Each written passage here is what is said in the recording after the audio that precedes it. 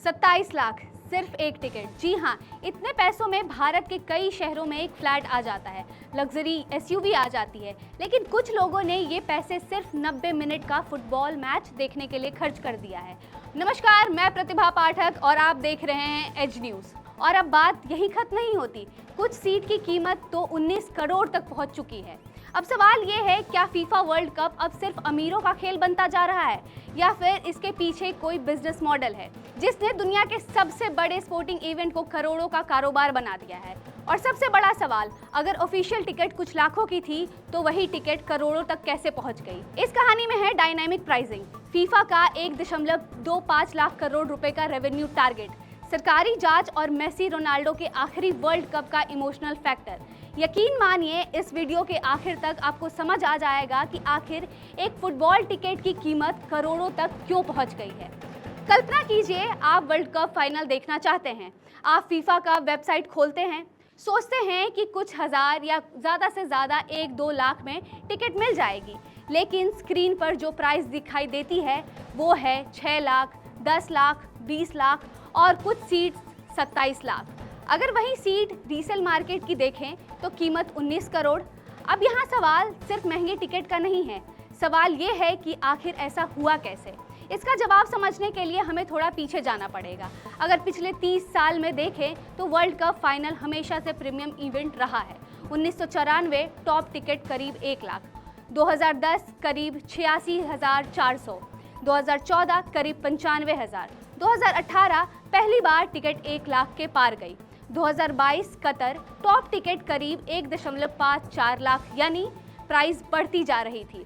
लेकिन धीरे धीरे फिर आया 2026 वर्ल्ड कप और यही पूरी कहानी बदल गई। ऑफिशियल फेस वैल्यू सीधे 1.95 लाख से बढ़कर 6.64 लाख, प्रीमियम सीट्स 31.6 लाख और रीसेल मार्केट 19 करोड़।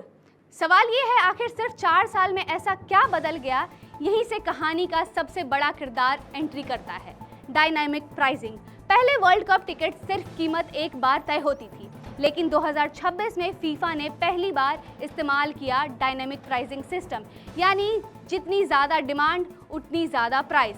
ठीक वैसे जैसे फ्लाइट टिकट्स या होटल बुकिंग, लेकिन फ़र्क ये था कि फ़्लाइट ज़रूरी होती है, होटल ज़रूरी होता है, वर्ल्ड कप फाइनल एक सपना होता है।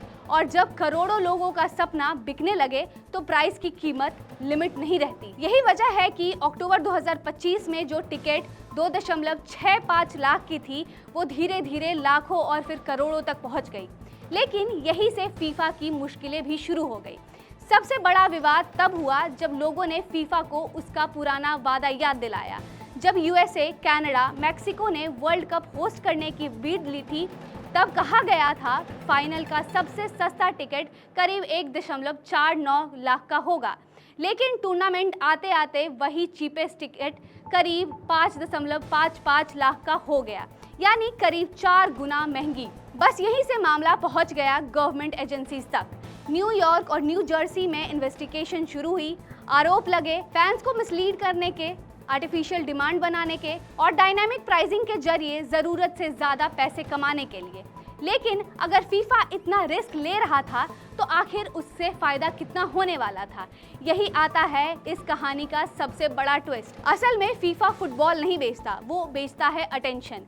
और अटेंशन आज दुनिया की सबसे महंगी करेंसी है।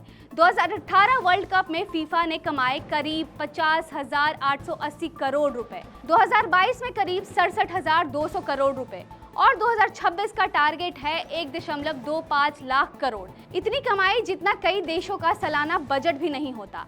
और इसमें सबसे बड़ा हिस्सा आता है टिकट्स, हॉस्पिटैलिटी, ब्रॉडकास्ट राइट्स और स्पॉन्सर्स में, यानी जितनी महंगी टिकट उतना बड़ा प्रॉफिट।